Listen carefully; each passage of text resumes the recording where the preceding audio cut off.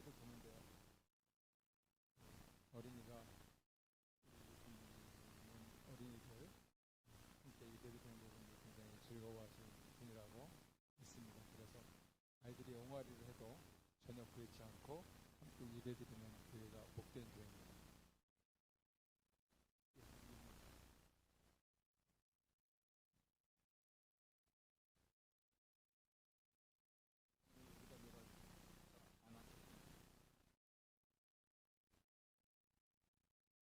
이렇게 만나 뵙게 돼서 감사합니다. 우리 민대성 총재님, 권대성님, 네, 그 찬양도 잘 해주시고 또 오늘 갑자기 서해 보고 그렇게 하시게 된 거죠. 네, 그래서 많이 준비 부분들이 수월치 않았을 텐데 은혜롭게 준비해 주셔서 감사합니다. 우리 집사님이신가요? 예, 두 분 찬양하신 분들 찬양 통해서 오랜만에 좀 감동적인 그런 찬양 같이 드릴 수 있었습니다. 우리 박수로 하나님께 영광을 드리도록 하겠습니다. 수고하셨습니다.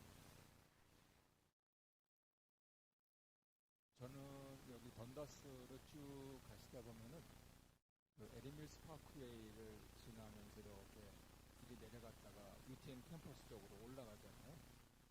그러면은 그 오른쪽에 있는 에린데이 장로교회 거기에 2001년도 교회로 개척을 해서 처음에는 이웃장로교회라고 했다가 그 다음에 토론토 주례장로교회라고 했다가 지금은 미시사가 우리교회라고 그렇게 불리는 교회입니다.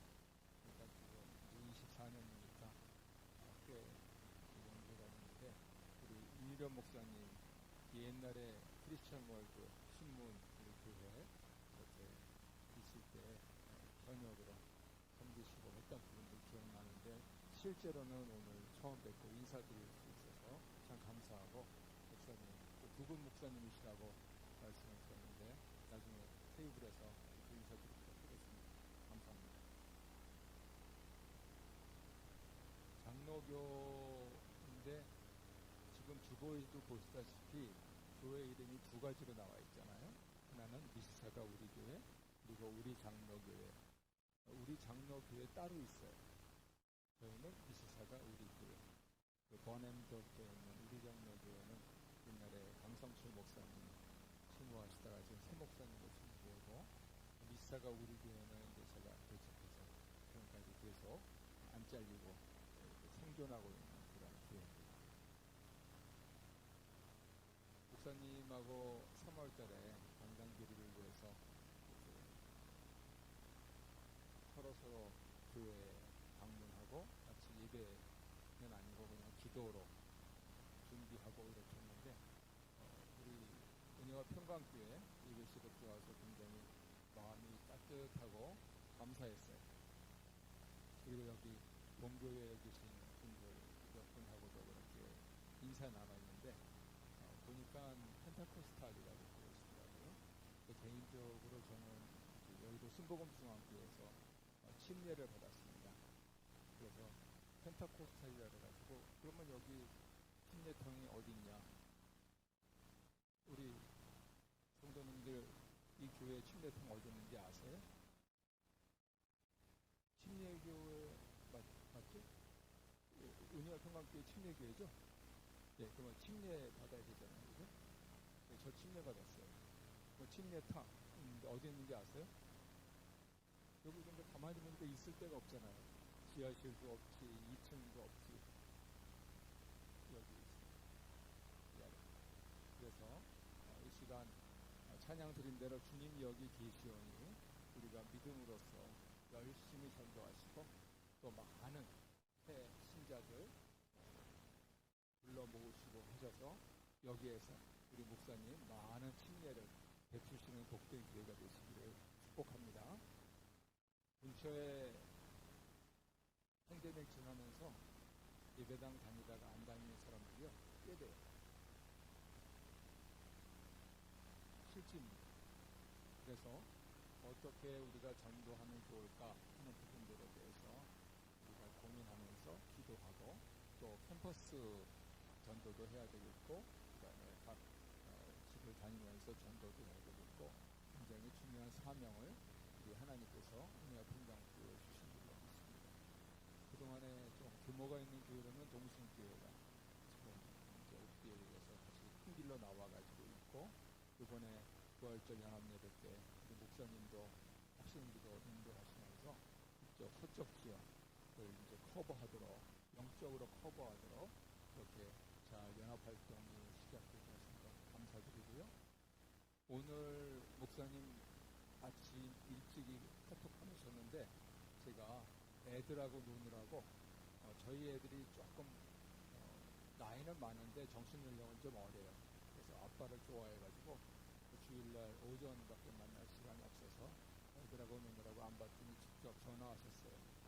오늘 서해 보고 또 인도할 청년이 기도하신 대로 상을 당해서 이렇게 가게 됐다. 그래가지고 제가 무릎을 쳤습니다. 교회 일은 그래요. 우리가 사람들이 의논하고 계획을 하고 실행을 하는데 이게 술술 풀리잖아요. 그러면 하나님 뜻에 맞는지 아닌지 중간하기가 쉽지가 않아요. 그런데 방해가 오기 시작한다. 좀 이게 힘들다. 그러면요, 야, 이게 감히 하나님이 기뻐하시는 일이다라고까지는 쉽게 결론을 못 내립니다. 그런데 이게 나비가 싫어하는 거예요. 그렇게는 바로 결론을 내릴 수가 있어요. 그래서 우리가 목사님하고 저하고 기도하고 또 교회 아이도 기도하고, 그런데 갑자기 이렇게 사랑하는 가족 때문에 급하게 주일날 아침에 떠나게 됐다. 그래서 제가 목사님 전화를 받고 다시 열어보니까 카톡을 그렇게 길게 보내셨더라고요. 사정이 이렇다 그러셔가지고. 그래서 제가 한 줄 썼습니다. 하나님 영광 받으실 줄 믿습니다. 4월달에 이렇게 목사님도 지금 설교하고 계실 거고, 저도 잠시 말씀을 전할 텐데 하나님께서 이 강당 기류를 통해서 영광 받으실 줄로 믿습니다. 그런 부분들이 여러 가지로 이게 왜 하고 하는 그러한 의구심이 들잖아요.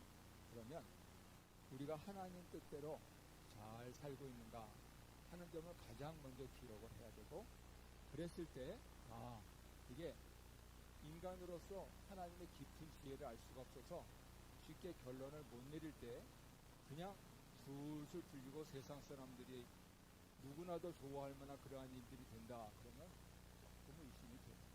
그건 누구나 좋아하는 일이에요. 더구나 교회 일을 할 때 그렇다. 그러면 하나님께서 이러한 부분들을 굳건하게 붙들고 계시겠구나.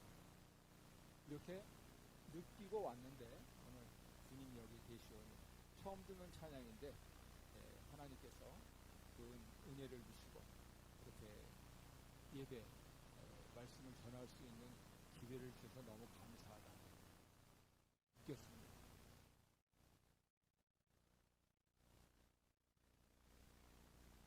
오늘 본문 마가복음 12장 말씀은 예수님께서 여러 가지로 테스트를 받으시고 났을 때에 다양한 각계 가치는 사람들에게 제대로 지혜롭게 대답하는 것을 보시고 서기관, 굉장히 괜찮은 종교 지도자입니다. 그 사람이 개인적으로 예수님께 질문한 내용입니다. 어떤 것이 제일 큰 계명입니까? 다른 거 말고요. 제일 큰 계명입니까? 그랬더니 예수님께서 첫째는 하나님 사랑하세요. 둘째는 이거하고 같은데 이웃 사랑하세요. 그런 거예요. 그러면은 우리는 흔히 생각하기를 하나님 먼저 사랑하고 그 다음 이웃 사랑하는 거구나 이렇게 생각하기 쉽지 않습니까? 그런데 오늘 여러분하고 나눌 말씀은 그렇게 해석해도 틀리진 않아요. 왜냐하면 우선순위에 있어서 하나님을 먼저 사랑하는 것, 그것이 인생에 가장 중요하기 때문이에요.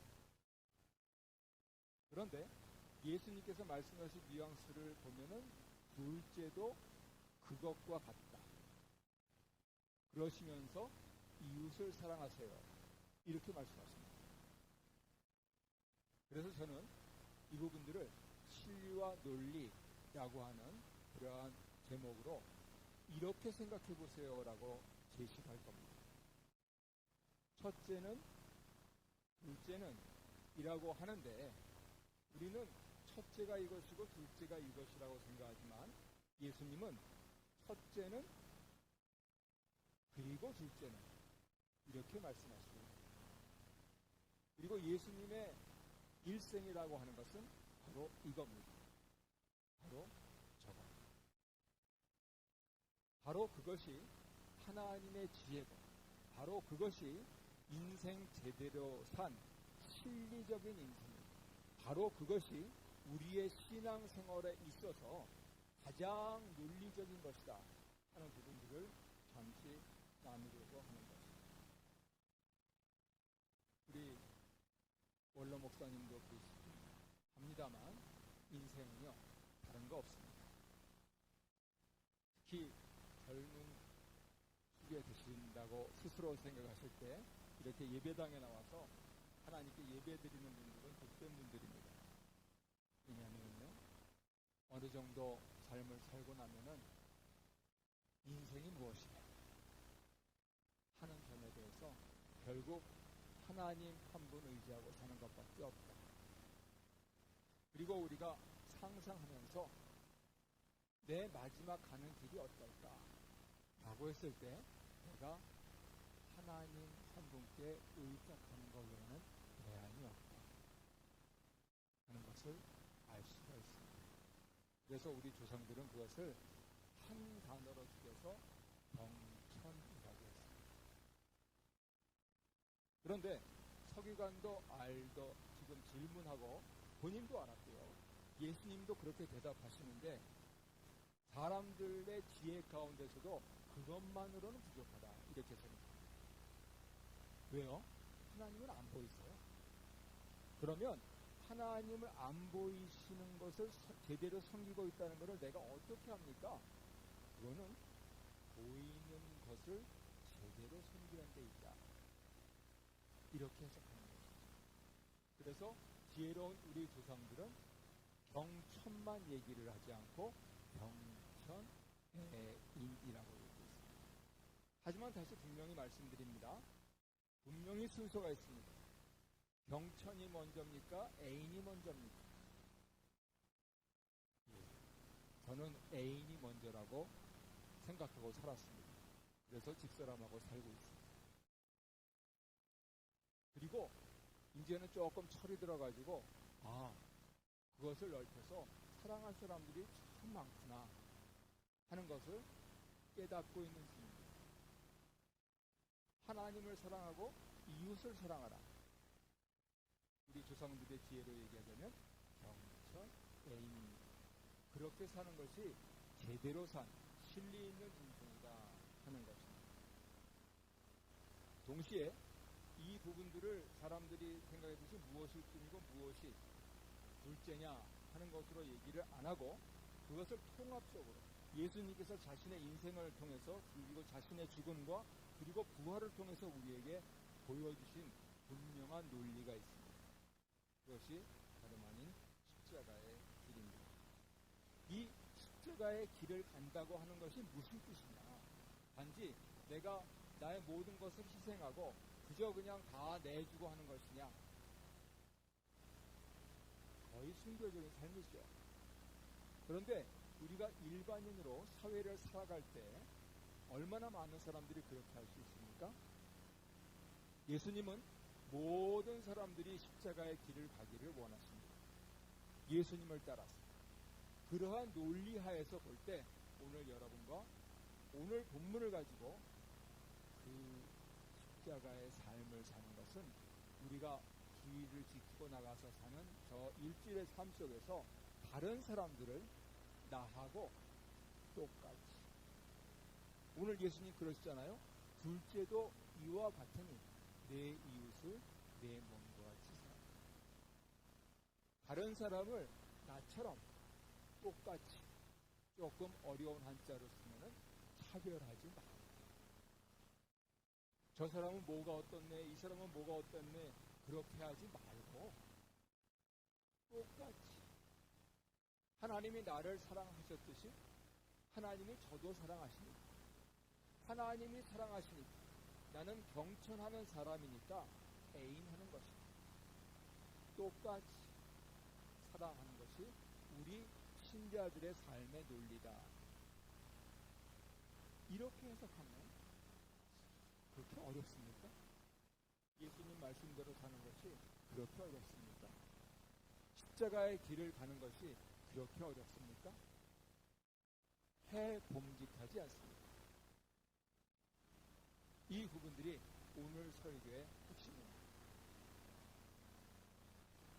중요한 점은 어떻게 해서 그 부분들을 실천할 수 있느냐 하는 것이죠. 그래서 다시 실리적인 삶, 이런 부분들에 대해서 생각을 해볼 때 우리가 분명히 갖고 있어야 될 핵심적인 가치는 다름 아닌 소망입니다.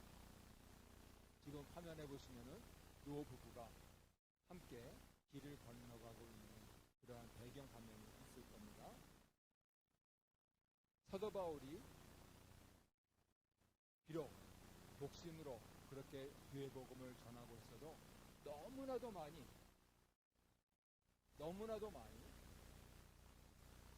그 화면에는 제가 보내드린 파워포인트에는 배경 화면이 안 떠오릅니다. 그래서 나중에 지금 목사가 왜 분명히 손을 잡고 가는 노 부부가 배경에 있다 그러는데 왜 안 보였느냐, 우리 눈에는 안 보이는 것이야 하시면 나중에 확인하시면서 남마가 만든 인공지능이 만든 파워포인트거든요. 그래서 꽤 근사하게 만들어놨어요. 한번 보시면서 다시 은혜를 받으셨으면 좋겠습니다. 어쨌든 서기관은 인생에게 남는 것이 뭐냐? 여러분, 히브리 사람들은요, 오른쪽에서 왼쪽으로 볼 수 있습니다. 그래서 서기관의 입장에서 생각한다면 오른쪽부터 보셔야 됩니다. 인생에 남는 것이 뭡니까? 하면은 하나님과 교제하는 것입니다. 그 다음 의미가 뭡니까? 서로 관계가 좋은 겁니다. 그래서 무슨 삶이 벌어집니까? 내가 편안하고 안전하게 지내는 것입니다. 누구나 원하는 것입니다.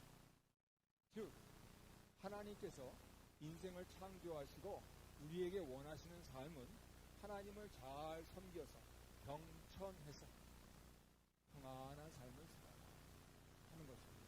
뭐가 평안해요? 십자가가 평안하다고요? 그래, 그게 제일 좋은 길이에요. 적어도 하나님을 믿는다면, 예수님을 구주로 믿는다면 그것이 제일 편한 길이에요. 그게 평생에 내가 유지하고 함께 죽을 때까지, 그리고 천국으로 가면서 네가 가장 안전하게 살 수 있는 길이다 하는 그것을 보여주시고 있는 겁니다. 논리적인 삶을 보면 어떻습니까? 논리적인 삶에 있어서는 여러 사람들하고 더불어서 함께 공동체를 이루어서 신실하게 헌신하면서 이렇게 이웃을 섬기는 가운데서 결과는 뭐예요? 내가 성장하는 거죠. 내가 이웃을 성장해서 아니고요. 내가 이웃을 섬김으로써 내가 성장하는 거예요. 내가 성장하는 것을 보고 나와 함께한 이웃들이 나도 성장하고 싶다. 그러면 이 사람이 또 다른 이웃을 섬기는 거예요. 우리가 이웃을 섬기는 그 목적이 있습니다. 그런데 이 부분들이 자꾸만 잘 이루어지질 않는 듯한, 가로막힌 듯한 그런 느낌을 받으시지요. 그거는 그 목적 자체가 문제가 되기 때문에 프로블럼이라는 문제가 아니고요. 우리가 헤쳐나가야 될 과제, 타스크라는 겁니다. 그랬을 때 내가 이웃을 사랑한다 하는 부분들이 저 사람을 좋게 한다 하는 게 아니고 나를 좋게 한다. 하나님을 섬기고 이웃을 섬기면요 누가 좋아요? 내가 좋아요. 이 부분들에 대한 그 의미를 알잖아요. 그러면 재미가 있고요. 이 사람이 그래서 나도 너처럼 성장하고 싶다 하는 부분들을 깨닫기만 하면은 다른 길이 없어요. 다른 이웃을 섬깁니다. 그것을 어려운 말로 뭐라고 부르냐면 제자도라고 부릅니다. 결국 예수님께서 첫째는 하나님 사랑하는 것이고 둘째는 이와 같으니 이웃을 네 몸처럼 사랑하라 하신 것은요 서기관에게 네가 천국인으로 살아라. 유감스럽게도 본문은요 서기관에게 천국에 참 가깝네요. 왜냐면은요 우리가 드리는 모든 제사보다도 그렇게 사랑하는 것이 하나님의 뜻입니다라고 하는 대답을 했기 때문에 그래요. 그런데 그러한 것을 실천해야지. 그것을 살아드려야 천국입니다. 그러면서 네가 천국에서 멀지 않다. 개인적으로 저는 이 사람이 예수님을 믿고 제자가 되었으면 좋겠다는 소망을 가져요. 왜냐하면 거기까지 왔잖아요. 오늘날 많은 교회들에 있어서 크리스천들의 삶의 과제가 바로 여기에 있습니다.